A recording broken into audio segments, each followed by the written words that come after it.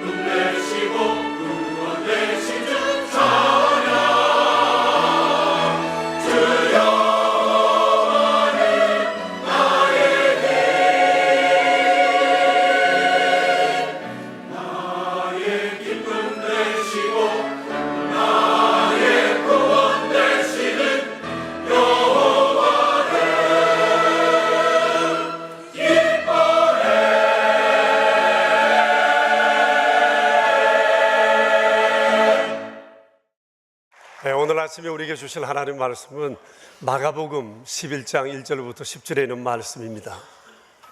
마가복음 11장 1절에서 10절에 있는 말씀, 우리 함께 살아계신 하나님의 말씀을 받들어 읽겠습니다. 다 같이 주의 말씀 읽겠습니다. 그들이 예루살렘에 가까이 와서 감람산 벳파게의 베다니에 이르렀을 때에 예수께서 제자 중 둘을 보내시며 이르시되 너희는 맞은편 마을로 가라. 그리로 들어가면 곧 아직 아무도 타보지 않은 나귀 새끼가 매여 있는 것을 보리니 풀어 끌고 오라. 만일 누가 너희에게 왜 이렇게 하느냐 묻거든 주가 서시겠다 하라. 그리하면 즉시 이리로 보내리라 하시니 제자들이 가서 본즉 나귀 새끼가 문 앞 거리에 매여 있는지라. 그것을 푸니 거기 서 있는 사람 중 어떤 이들이 이르되 나귀 새끼를 풀어 무엇 하려느냐 하매 제자들이 예수께서 이르신 대로 말한대 이에 허락하는지라.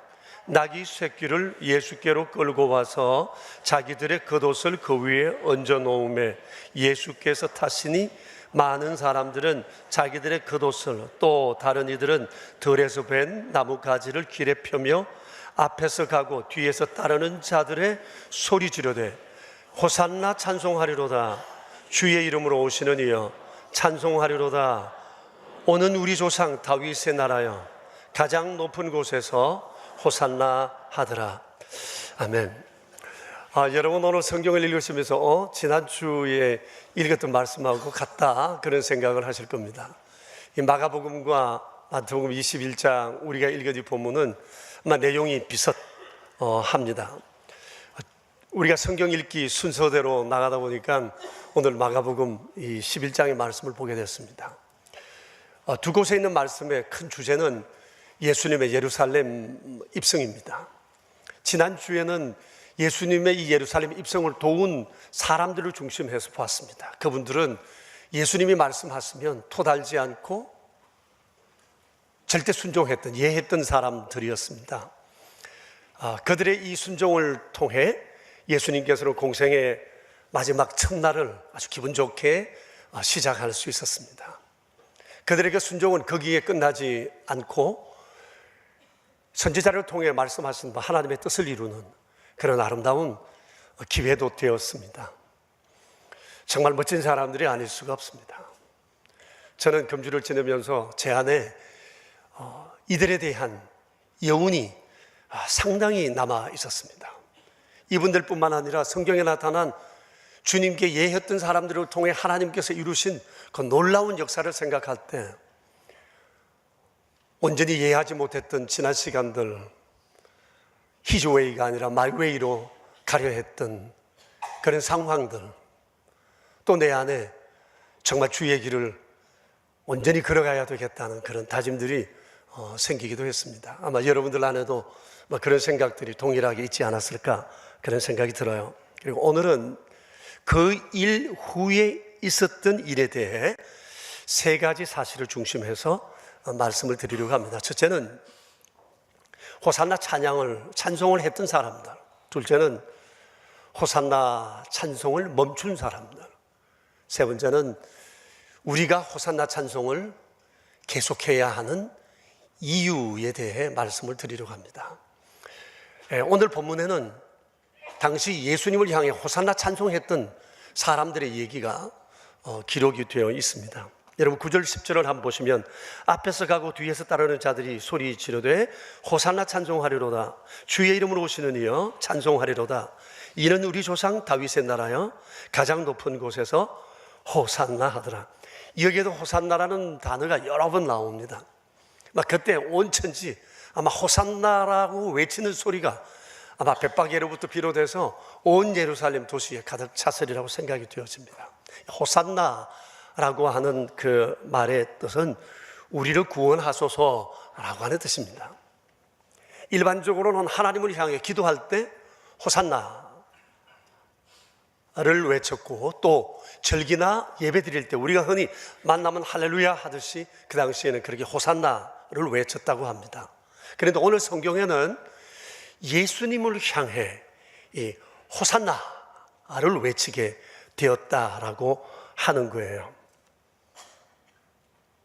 그리고 예수님께서는 이 사람들의 호산나 외치는 소리와 함께 이제 예루살렘을 향해 입성하게 되셨는데, 예수님께서 이 예루살렘을 향해 가시는 그 첫걸음이 바로 베다니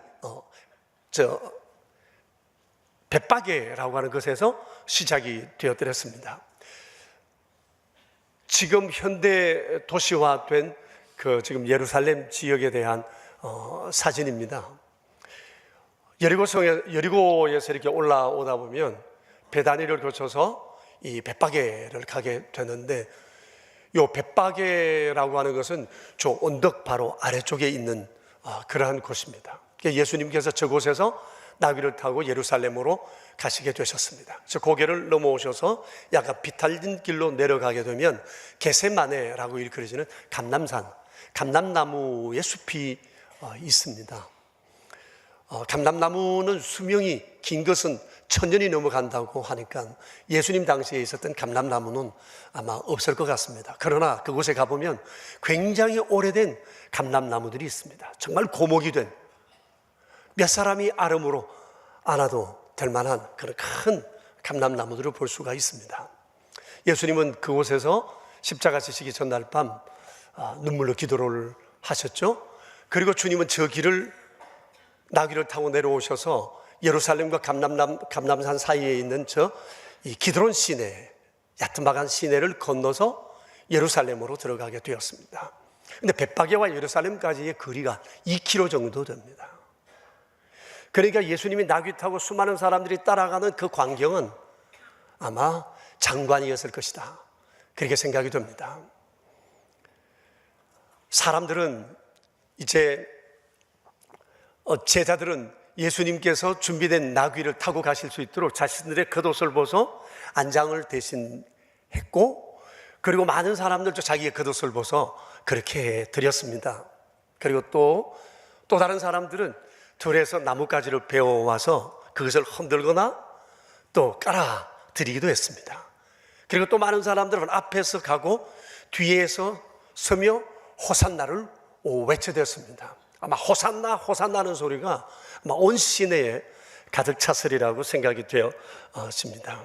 이 광경을 그린 명화들이 많은데요, 제가 몇 점을 여러분들에게 소개해드리고 싶습니다.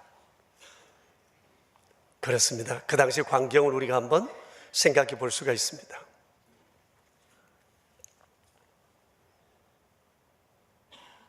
네, 여러분들이 보셨던 아마 익숙한 그런 그림들도 있으리라고 생각을 해요. 호산나 소리가 막 들리는 것 같은 느낌이 들지 않습니까?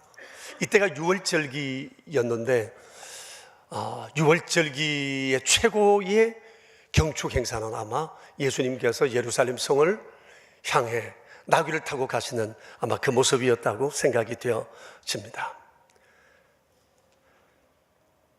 자, 이를 보면서 우리가 분명히 깨닫게 되는 것이 하나 있는데, 그게 뭔가 하니 당시 그곳에 있던 많은 사람들에게 구원을 향한 갈망이 매우 컸다고 하는 사실입니다. 여러분, 호산나라고 하는 그 말의 뜻이 우리를 구원하소서라고 하는 얘기인 것처럼 그들의 마음에 이 주님을 향한 구원의 갈망이 컸다고 하는 것입니다. 그들의 구원의 목표가 있었는데 그것은 다윗의 나라였습니다. 10절에 그런 내용이 나오잖아요. 다윗의 나라, 이것이 그들의 구원의 목표였습니다. 구원되었으면 하는 바람이 다윗의 나라였다는 거예요. 다윗의 나라라고 하는 것은 다윗의 시대처럼 강대한 나라를 꿈꾸고 싶다라고 하는 것입니다. 여러분 아시는 바처럼 다윗이 나라를 통치할 때 유다는 고대 근동의 1등 국가였습니다. 어느 누구도 거기에 비길 수가 없었습니다.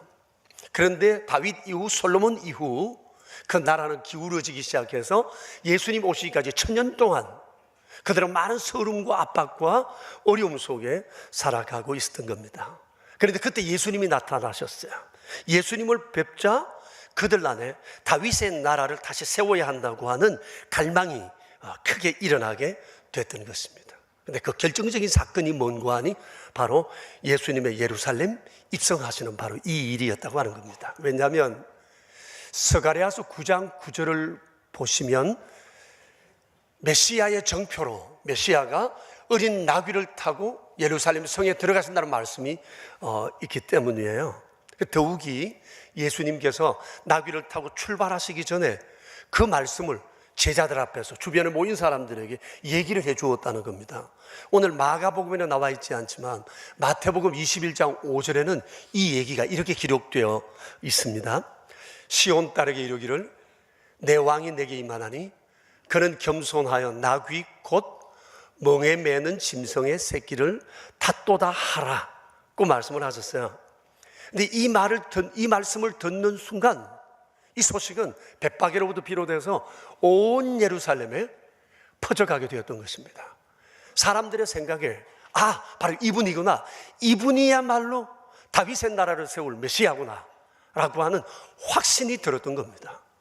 예수님께서 단순한 퍼포먼스가 아니라 성경을 말씀하시면서 자신이 성경대로 이 일을 행하는 것을 그들이 보았기 때문입니다. 그러면서 이들의 마음속에 그토록 원했던 메시아가 자기들 눈앞에 있는 거예요. 그러니 얼마나 흥분했겠어요. 그러니 그들은 모두가 다 호산나를 외칠 수밖에 없었던 것입니다. 그런데 예수님에 대한 그들의 생각이 절반은 맞고 절반은 틀렸습니다. 예수님은 메시아가 맞습니다. 그런데 그들이 생각하던 정치적인 메시아는 아니었습니다. 예수님은 다윗의 나라를 세우러 오신 분이 아니라 하나님의 나라를 세우러 오신 분이셨기 때문입니다. 하나님의 나라의 기초는 십자가입니다. 그리고 예수님은 이제 곧 십자가를 지셔야 합니다. 여러분 십자가를 아시잖아요. 십자가는 인간의 죄에 대한 하나님의 심판과 진노와 형벌입니다. 그런데 예수님께서 이 사람들의 죄를 지시고 십자가에 못 박혀야 한다는 것이에요. 이에 대해서 로마서 3장과 4장에서는 이렇게 말씀되고 있어요. 같이 한번 읽어봅시다. 이 예수를 하나님이 그의 피로서 믿음으로 말미암는 화목제물로 세우셨으니 이는 하나님께서 길이 참으시는 중에 전에 지은 죄를 간과하심으로 자기의 의로우심을 나타내려 하심이라 그랬습니다. 예수님의 십자가 피로서 사람들이 지은 죄를 하나님께서 용서하시겠다는 겁니다. 없이 하시겠다고 말씀하세요. 그리고 4장 25절 같이 읽을까요? 예수는 우리가 범죄한 것 때문에 내줌이 되고 또한 우리를 의롭다 하시기 위하여 살아나셨느니라고 말씀하십니다. 요 구절의 신학적 표현은 전가입니다. 전가. 다시 말하면 예수님이 십자가 지심으로 인해 우리의 죄가 예수님께 전가되고 예수님의 의로우심이 우리에게 전가되었다고 하는 사실입니다. 정말 이 놀라운 일들을 십자가를 통해서 예수님이 이루셨다고 하는 거예요. 이것을 예수님께서 행하시기 위해서 세상에 오셨고 이를 위해서 주님은 십자가를 지시게 되신 것입니다. 자, 그런데 당시 그곳 사람들의 관심사는 하나님의 새로운 구원 계획이 아니었어요. 고달픈 삶으로부터 구원해주는 메시아가 필요했던 거였어요. 이게 당면 과제이기 때문에 그렇습니다. 우리말에도 목구멍이 포도청이라는 얘기가 있잖아요.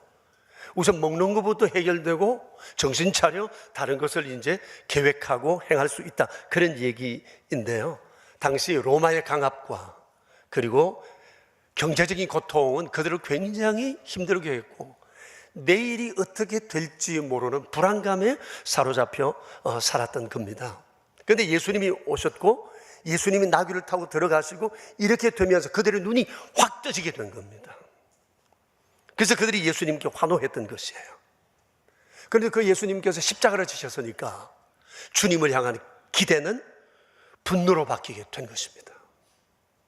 그리고 그토록 주를 향해 호산나 했던 호산나 찬송을 그 즉시 멈추고 말았던 겁니다. 여러분, 호산나 찬송을 멈춘 그들이 어떻게 했는지 보세요. 완전히 사람들이 돌변했어요. 우리가 아는 바처럼 가룟 유다는 예수님을 돈 30 받고 팔았고 제자들도 예수님을 모른다 내팽개치고 다 도망가 버렸습니다. 그리고 수많은 군중들은 예수님이 로마 정부를 전복시키려 하신다고 하는 것에 대한 거짓 증언을 해서 예수님을 사형 언도를 받게 만들었습니다. 그리고 주님을 따르던 호산나 있던 수많은 사람들이 주님을 희롱하고 조롱하기 시작했습니다. 심지어 십자가에 못 박혀 있는 사람들조차도 그리스도야, 당신이 내려가면 우리가 당신의 메시아인 줄 믿겠다라고 주님을 비난했던 것입니다. 여러분, 사람이 어떻게 이럴 수가 있을까요? 영적으로 무지해서입니다. 주님 말씀처럼 내 백성이 지식이 없어 망한다는 말씀 그대로였던 것입니다.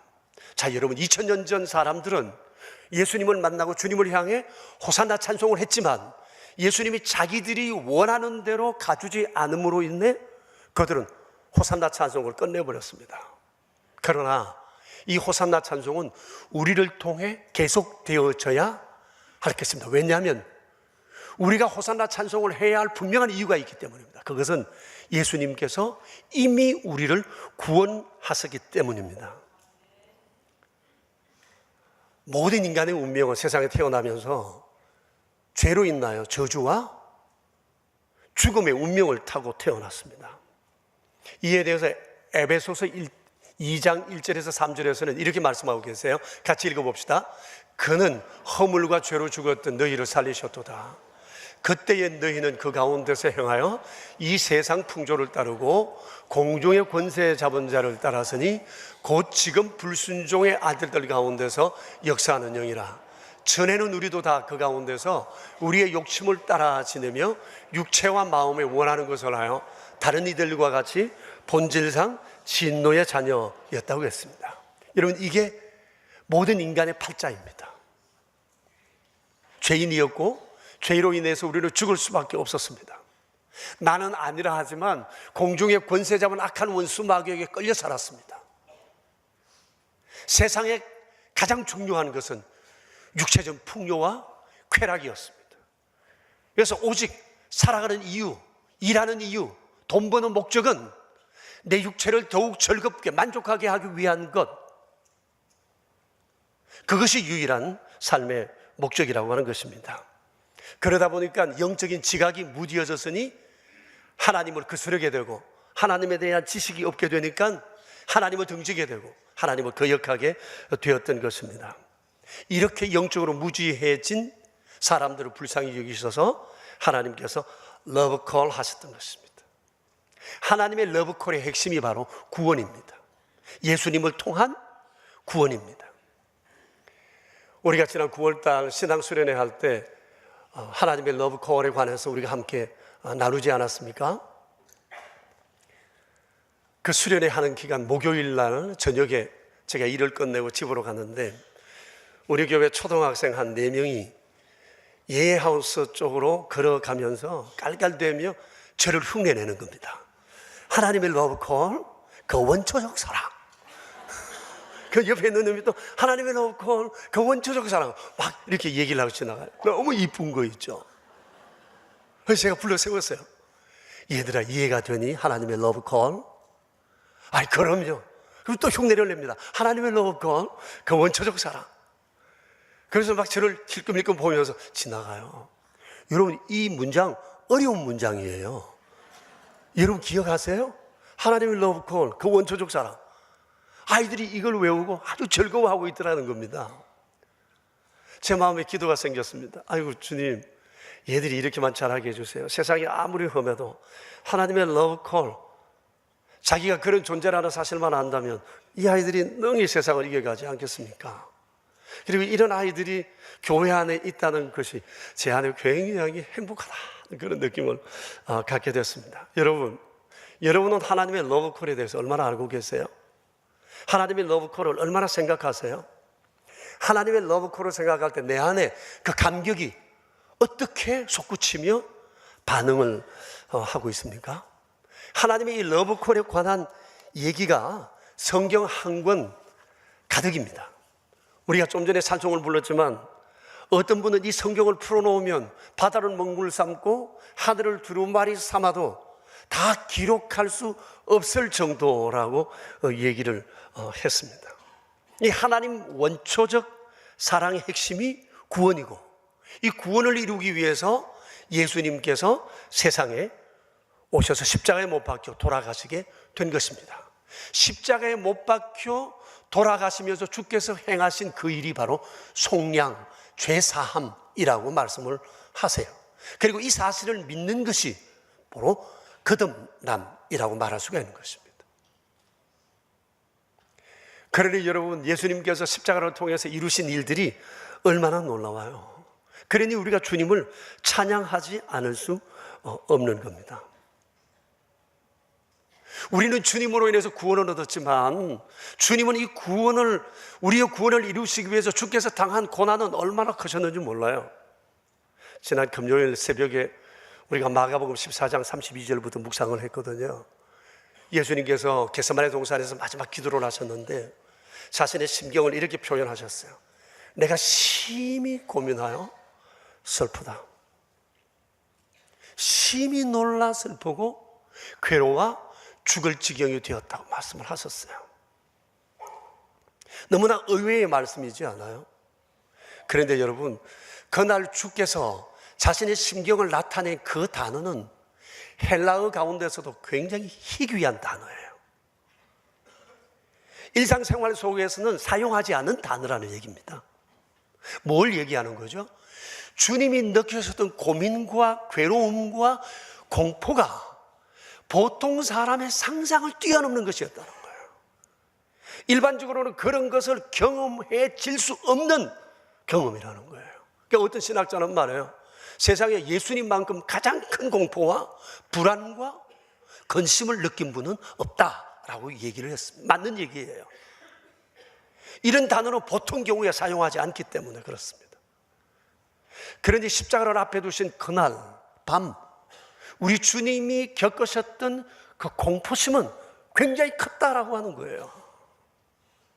이것은 단순히 십자가의 고통에서 오는 것뿐만 아니라 세상의 모든 사람의 죄를 짊어지고 하나님으로부터 버림받아야 하는 그 공포, 그 불안함이 주님 앞에 있었다고 하는 겁니다.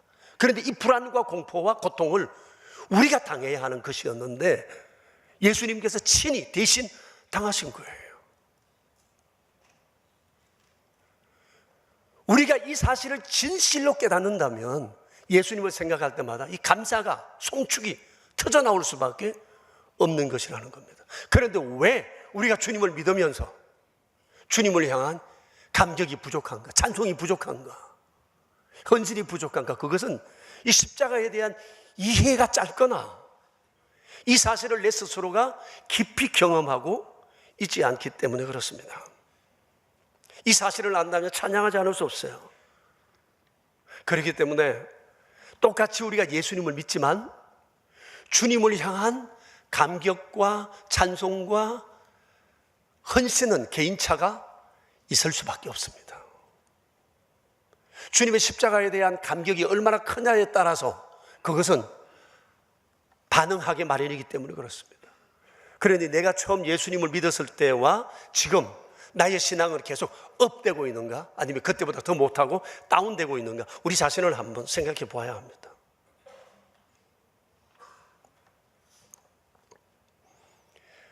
(10,000 reason이라고 하는 찬송이 있어요. 10,000가지 이유라고 번역이 되는데 하나님을 찬송할 이유가 자기에게는 10,000가지라는 거죠. 받은 바 은혜가 너무 크다, 그런 내용의 노래인데요. 우리 교회 비전 캠프 가는 아이들이 비전 캠프 하는 석주, 넉주 동안 계속 입에 달고 사는 노래가 이 10,000 reason이라는 노래래요. 뭐 집회할 때도 그러고 차를 타고 가면서 그러고 아이들이 흥얼거리는 노래가 계속 이거라는 얘기입니다. 저도 작년에 이 노래 무지하게 많이 불렀어요. 우리 아이들하고 갈 때도 이 노래 부르고 교우들하고 차를 타고 갈 때도 이 영상을 보며 노래를 불렀고 얼마나 이 찬송을 부르면서 감동이 컸는지 몰라요. 그래서 작년에 송구 영신 예배할 때 우리 산부 찬양대 찬양을 맡았는데 그때 제가 부탁을 했어요. 10,000 reason, 이 찬송을 우리가 함께 부르며 주의 은혜를 우리 안에 되새기면 좋겠다. 그래서 여러분 지난 송구 영신 예배 때 이 찬송 불렀던 거 기억나실 거예요. 그리고 저희 라이프가 금년 정기 공연을 할 때도 제가 김용옥 권사님께 부탁을 했어요. 이 찬송을 불렀으면 좋겠다. 아이들이 얼마나 아름답게 가슴 뭉클하게 불렀는지 모릅니다. 제가 작년에 이 노래를 좋아하고 부르면서 즐겨봤던 영상이 하나 있는데 여러분과 함께 나누고 싶어요. 한번 그 영상을 보겠습니다.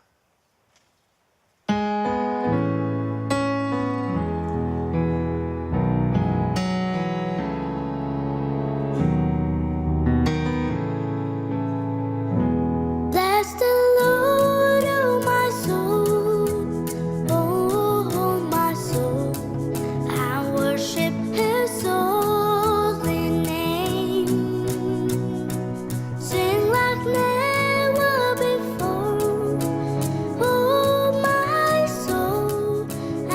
worship your holy name. The sun comes up, it's a new day drawing. It's time to sing his song again. Whatever may pass and whatever lies before me, let me be singing till the evening comes. Bless the Lord, oh my soul, oh my soul. I worship His holy name. Sing like never before, oh my soul. I worship your holy name. You're rich in love and you're slow to anger. Your name is great and your heart is kind. For all your goodness, I will keep on singing. 10,000 reasons for my heart to find. Bless the Lord, oh my soul, oh my soul. I worship His holy name. Sing like never before, oh my soul. I worship your holy name. Bless the Lord, oh my soul, oh my soul. I worship His holy name. Sing like never before, oh my soul. I worship your holy name. 얘가 9살입니다. 어떻게 이렇게 노래를 할 수 있죠? 잘하는 겁니까? 감동적으로 하는 겁니까? 하나님의 사랑에 대해 녹아지지 않으면 이런 노래 할 수 없죠. 똑같은 찬송이라도 누가 부르냐에 따라서 다르죠. 하나님을 향한 찬송은 하나님의 사랑에 녹아지지 않으면 제대로 찬송을 해낼 수 없는 거죠. 하나님의 사랑에 대한 감격이 또 다른 사람을 감격시키는 거죠. 저는 이 영상을 보면서 너무 감동이 컸어요. 우리 교역자들에게 이 영상을 준비를 부탁을 했는데 교역자들 이거 보면서 막 가슴이 아려울 정도로 아주 찌릿함을 느꼈다고 얘기를 하더라고요. 이 만 가지 이유가 어찌 이 아이의 노래이기만 하겠어요. 우리 안에도 주를 향한 만 가지 이유가 있어요. 생활에 너무 바쁘고 힘들다 보니까 우리가 잊어버려서 그렇고 주님에 대한 생각을 우리가 하지 않고 살기 때문에 그래요. 사는 게 너무 바빠 그곳을만 향해 가다가 주님의 은혜를 잃어버린 거예요. 그러나 오늘 곰곰이 한번 생각하면 지난 세월 속에 하나님께서 내게 행하신 일들이 얼마나 큰지 모르면 성경을 펼치면 여기에 하나님의 러브콜 그 원초적 사랑에 대한 얘기가 한 권 가득 있다는 것을 생각하면 이게 어찌 만 가지 이유로만 표현될 수 있을까?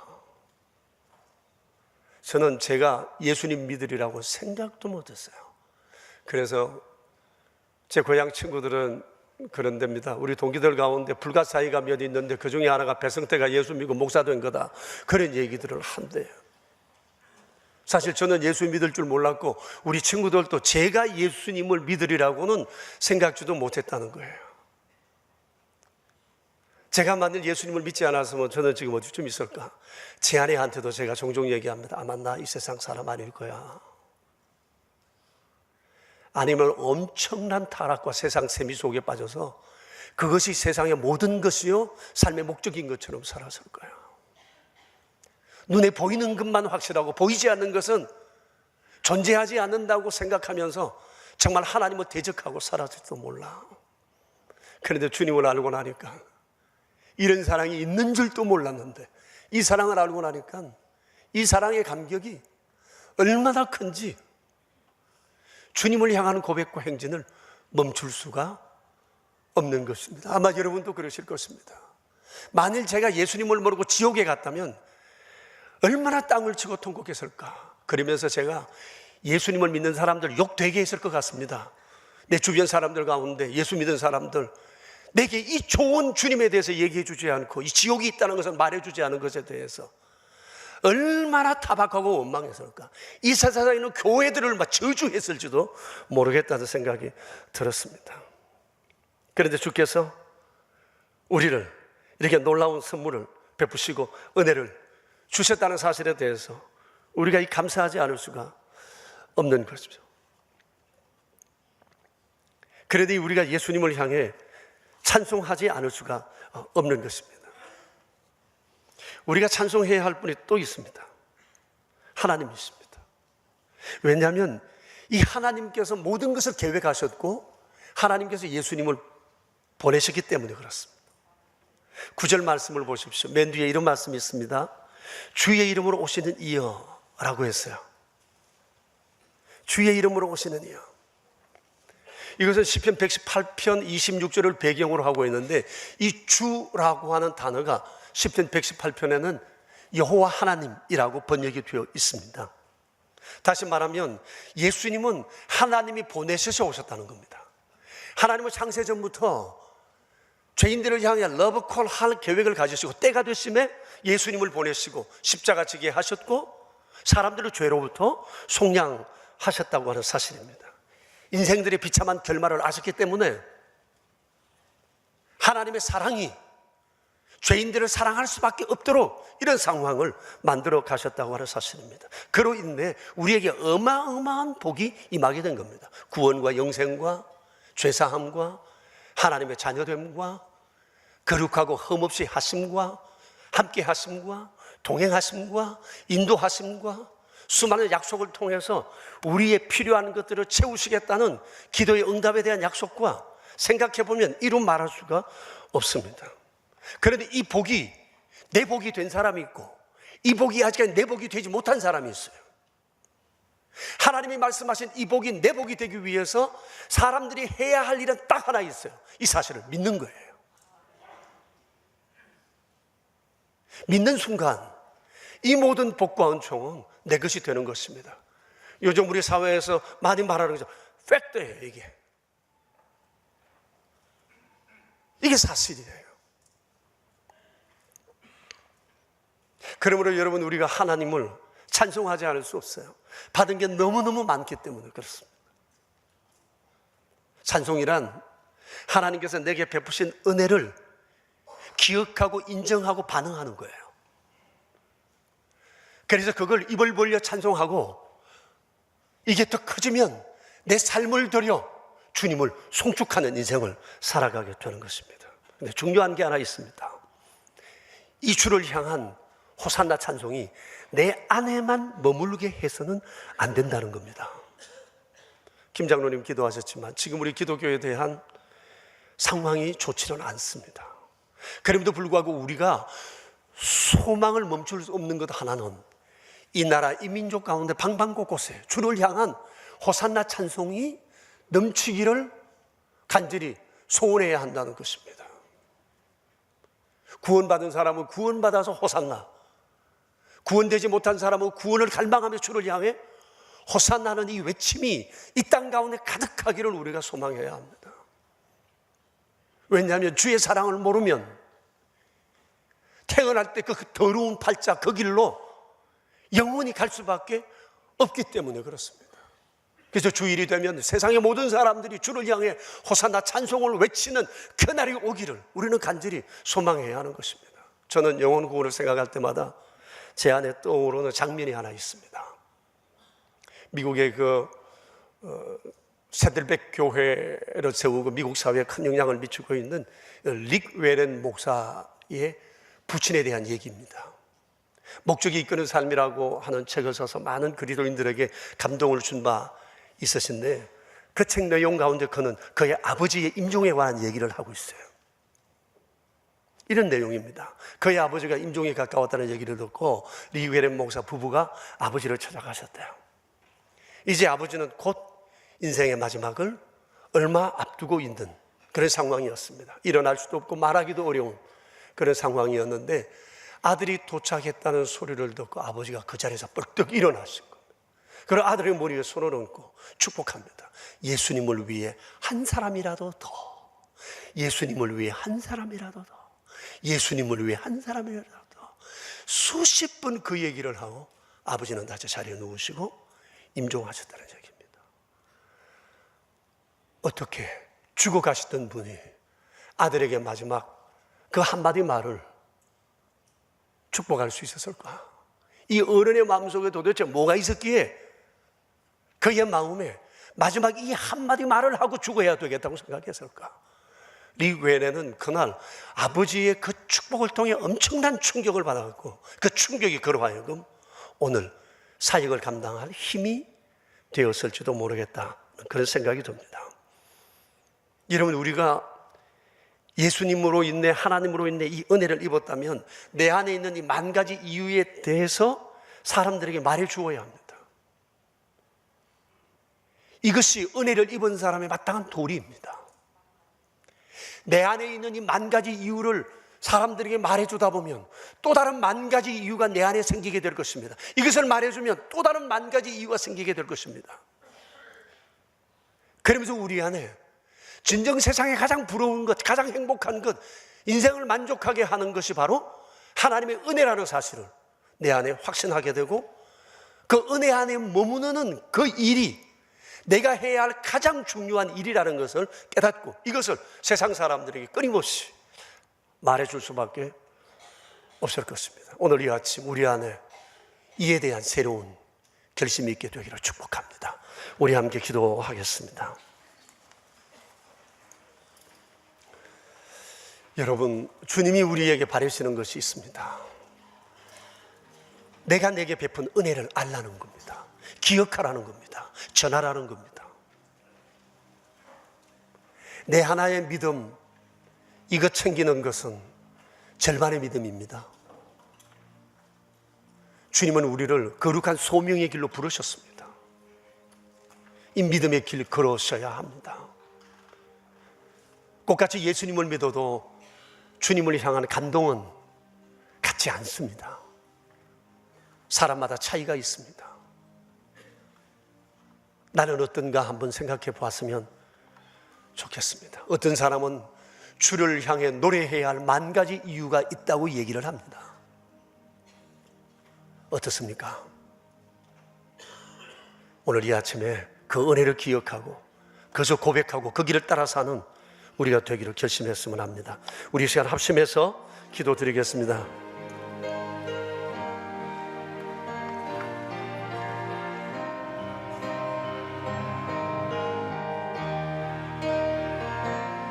주님, 한물 주님이 주님을 거룩하신 사랑 우리 새롭게 하시고 주님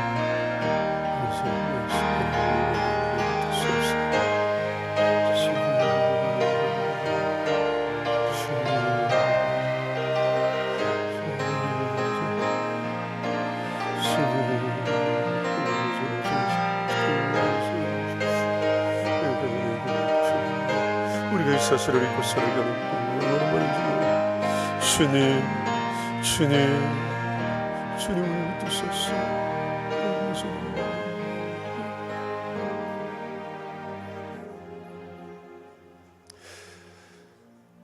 허물과 죄로 죽었던 우리를 살리시려 창세전부터 이를 계획하시고 예수님 보내시어 속량을 통해 거듭나게 하신 하나님의 은총에 감사를 드립니다. 2000년 전 주님이 우리의 구원자라는 사실을 알고 그토록 소리 외쳐 호산나 외치며 주를 따랐던 사람들, 자기들 생각대로 움직여주지 않는 주님을 십자가에 못 박는 일에 앞장선 그 아픈 역사를 바라보며 그들이 놓았던 호산나, 구원함을 입은 저희가 이제 세상을 향해 외치며 주님을 찬송하기 원합니다. 부족하고 허물진 우리를 여기까지 사랑하신 주여, 이제는 주의 거룩하신 은혜가 내 안에 머무를 뿐만 아니라 이제는 세상을 향해 담대히 말해줄 수 있게 되길 원합니다. 내 안에 주님으로 인하여 생겨난 만 가지 이유가 주를 찬송할 이유 되게 하시고 세상에 주를 증거할 이유 되게 하여 주시옵소서. 주님, 시대가 악하고 물질이 신이 되는 이런 세상을 살아가는 저희들, 점점 더 높은 사람들의 지식이 하나님에 대한 영적 지식을 가려 하나님을 대적하고 하나님을 거스르며 살아가는 이런 아픈 시대가 되었습니다. 이런 상황 속에서도 주여, 저희가 전혀 위축되지 않으며 하나님께서 얼마나 사람을 사랑하시는지를 세상에 말해줄 수 있도록 도와주시옵소서. 우리 구주 예수 그리스도 이름으로 기도드리옵니다. 아멘. 하나님, 그리고 우리 예수님 베풀어 주신 은혜를 기억하면 만입이 있다 한들, 우리에게 가진 모든 것을 드린다 한들 어찌 다 감사드릴 수 있겠습니까? 그러나 매일 매 순간 범사에 날마다 주를 기억하고 때를 얻든지 못 얻든지 주님을 증거함으로 그것을 드러내는 저희 되기를 간절히 원합니다. 오늘도 베풀어 주신 은혜를 기억하고 예물 구별하여 주님께 드립니다. 11조를 온전한 마음으로 구별하여 드리며 베풀어 주신 은혜들을 기억하며 감사 예물을 드립니다. 주정 헌금과 오른손 헌금과 완달아 선교 헌금과 사랑의 식탁을 구별하였습니다. 손길마다 은혜 베푸시고 평생토록 주의 은혜만을 찬양하며 살아가는 저희 모두 되게 하여 주시옵소서. 우리 구주 예수 그리스도 이름으로 기도드리오며 이제는 만왕의 왕 주 예수 그리스도의 은혜와 만복의 근원 되신 아버지의 크신 사랑과 우리 안에 계셔서 날마다 주의 은혜를 기억하며 살아가도록 도우시는 성령님의 교통하심이 모인 저희 무리들과 명선의 모든 가족들과 주님의 몸 되신 교회 위에 이제로부터 영원히 함께 계시옵기를 간절히 축원하옵나이다. 아멘.